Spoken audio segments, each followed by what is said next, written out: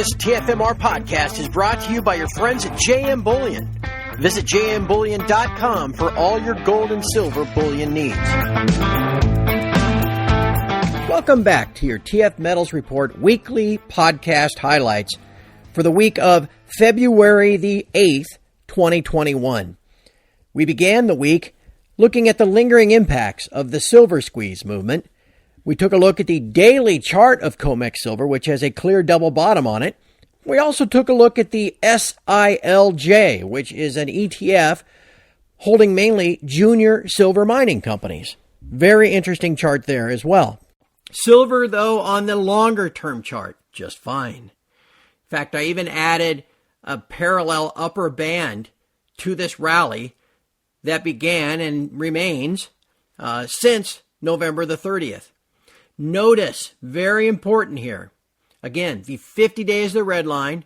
It is above and sloping upward above the 100-day, which is kind of going flat.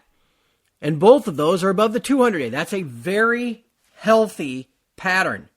It's what you want in a bull market. The 50-day above the 100-day above the 200-day, all of them sloping up. Then you've got this clear uptrend line that began November 30th, and we rode upward positively in the back 3 weeks of January. Blasted up last Monday, came down, basically finding support in the general area of that uptrend line. I mean, this is very positive, very solid chart. In fact, I even looked at some silver calls today, but they're extraordinarily expensive, so I didn't buy any. But anyway, I think silver looks great. And so to that end, we got to take one more look at the SILJ. Really salty recovery these last 3 days. Bottoming out on Thursday down at 1450, closing back above its 100-day and its 50-day barely on Thursday. Extending above with another green candle on Friday, and extending above with basically a green candle today. Closing above 16, you know how important that is. Look back. Prior to last week, in the early part of January, when did the SILJ ever close above 16? I mean, you got to go all the way back to August.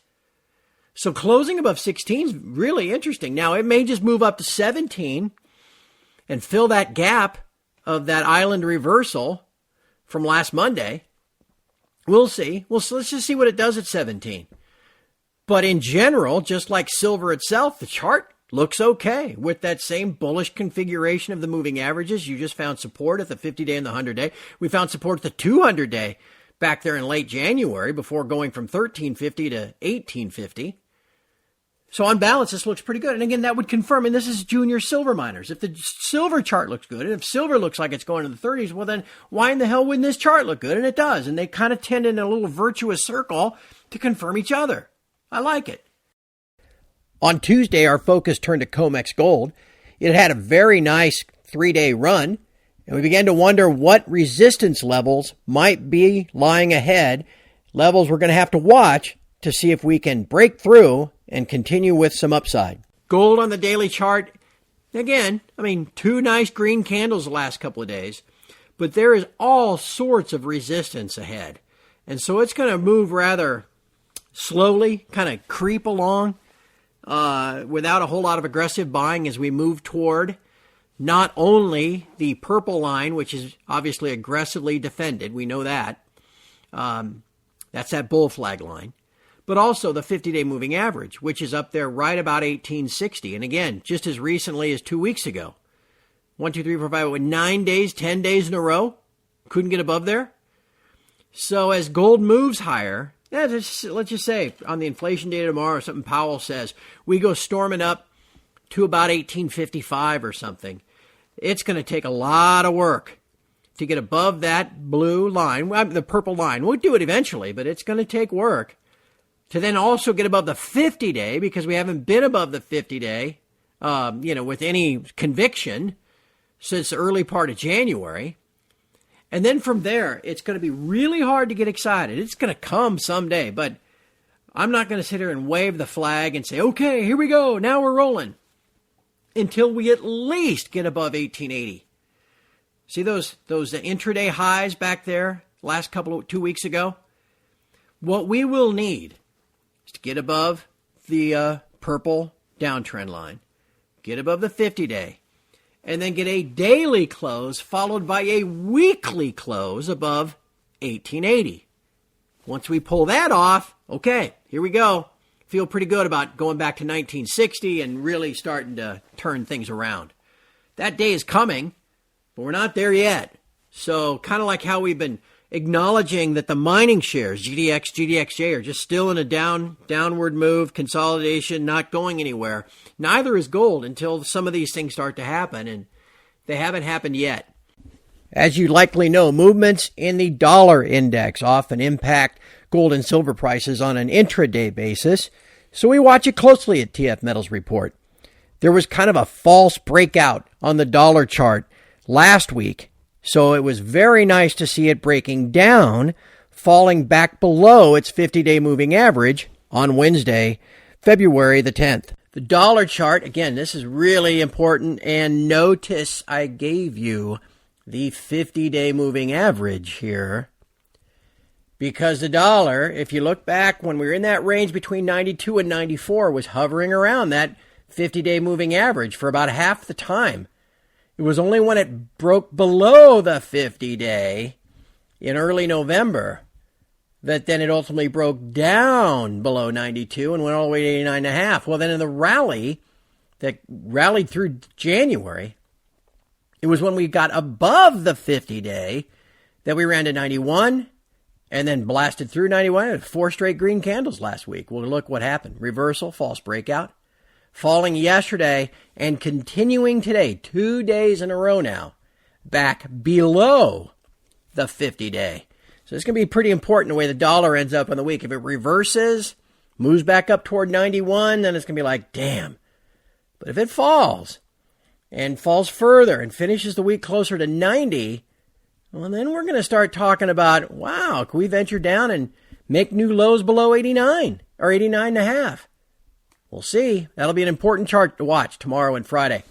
A little something different on Thursday the 11th. Late that day, it came out from the CFTC, the Commodity Futures Trading Commission, the Keystone Cops, utterly useless regulator of the futures markets, came out that they stated that they were going to be looking closely at the activity of last Monday when the Reddit traders supposedly took over the silver market. It is an absolute joke. There was no way there were Reddit traders that signed up for a margin account, funded the margin account, got it all approved over the weekend so that they could all attack the COMEX and buy silver futures back on Monday, February the 1st. But that's what they wanted you to believe, and that's what the CFTC alleges they'll be looking into. Which leads us to the very first thing on this page, the first image on this page above the 6 charts. And that, of course, is a photocopy of a tweet picked up. This Gold Ventures person picked up this story from Street Insider, linking an article from the Wall Street Journal. Now, you can't get into that article from the Wall Street Journal without a subscription, but you can get the first 2 or 3 paragraphs. And within that 2 or 3 paragraphs about, how they're looking into GameStop and the SEC is trying to figure out what happened there and all this other jazz, there's a paragraph that says the CFTC has opened a preliminary investigation into whether misconduct occurred as some Reddit traders targeted silver futures and the largest exchange-traded fund tied to silver. So, first, there's so many things wrong with this, I don't even know where to start. There was no big move of Reddit traders buying a couple of silver contracts that drove silver to $30 that day. No, that was a reaction to all of the buying that had taken place over the weekend, cleaning out all of the physical metal dealers. So they had to come in and hedge. Then you had the buying of the SLV, and so some of the bank authorized participants had to go long. That's what drove silver futures higher, not a bunch of guys in a chat room. But then go further with this. As Gold Ventures says, they're looking at Reddit, not JP Morgan. Futures can't go up, so how could it even be possible that they would gone up? And this guy goes on to say justice is broken. Well, no kidding. We all know that. It's like we were saying the day that happened. The head of the CFTC comes out and says, well, just know we are surveilling the silver market for fraud and manipulation. So 5 $2.50 red candles since September, no worries. Oh, that's normal. That's perfectly fine. One $2.50 green candle, and oh shit, stop the presses and start a preliminary investigation to whether misconduct has occurred. I got to tell you, this is all part of the fourth turning stuff too, man. I think so many people in various degrees and in various forms are getting so overwhelmingly frustrated and distraught at the crime and the corruption and the fraud. And if you got cash, there's a one set of rules for you then versus everybody else, or you can go to the French Laundry if you want for dinner without a mask, but everybody else in the state has to have their restaurants closed. Man, I'm telling you, this is all part of it. And we've got our own little world here that people are catching on to. That the precious metals are so managed and manipulated by these scheming, dirty, rotten, scoundrel criminal bullion banks. They use it as their playground and screw everybody in between. And here's your latest example today. And on Friday, February the 12th, we finished the week with a look at the weekly chart in COMEX Gold. Certainly some interesting formations here with important support at the 50-week moving average. Here's that flag on the weekly chart, okay? Now look, here's the interesting thing here. Remember we keep talking about the 50-week moving average, okay, and how we've been above it since December of 2018 when everything changed and the Fed had to change policy. So has the Fed changed policy? Or is the Fed tightening? No. And so therefore we're just in this correction. But we're riding the 50-week moving average, which tells me the trend is still intact because the fundamentals are still intact. So it wouldn't make any sense to break down through the 50-week moving average. And as you can see, for the last almost month, we've been riding it. But look, the top of our bull flag is going to run into this 50-week moving average within 2 or 3 weeks. What's in 2 or 3 weeks? Oh, yeah, that next FOMC. I think we might even break out before then. But we're getting into a point here where something has to give. And I think it's that bull flag that's going to give.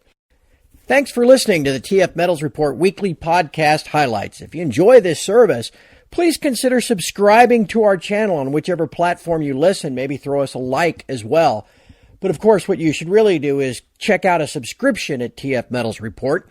It's only $15 a month, which works out to about 50 cents a day.